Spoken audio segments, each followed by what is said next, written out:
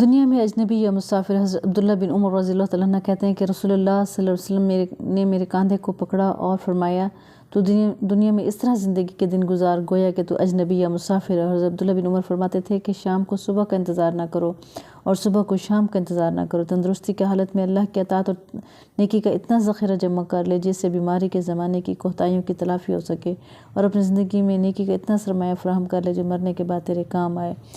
یہ بخاری شریف کے حدیث مبارک ہے۔ دیکھیں اس کا مطلب یہ ہے کہ ہمیں اپنے قیمتی وقت کا بہت زیادہ فائدہ اٹھانا چاہیے، اسے بہت زیادہ نیکیاں کمانی چاہیے اور دیکھنا چاہیے کہ ہم کس طرح سے زیادہ نیکیاں کما سکتے ہیں کہ تاکہ ہم آخرت کا سرمایہ جمع کر سکیں۔ جیسے دنیا میں امیر و غریب ہوتے ہیں اس طرح جنت میں بھی امیر و غریب ہوں گے۔ تو یہاں ہمارے پاس بہترین وقت ہے جس کو ہم پروڈکٹیو بنا کے آخرت کی بہترین کمائی کر سکتے ہیں۔ ہمیں اپنا فضول وقت ضائع فضول باتوں میں فضول کاموں میں نہیں کرنا چاہیے۔ آج اسے پلان کریں کہ ہمیں زندگی کو کیسے گزارنا ہے اور کیسے نیکیاں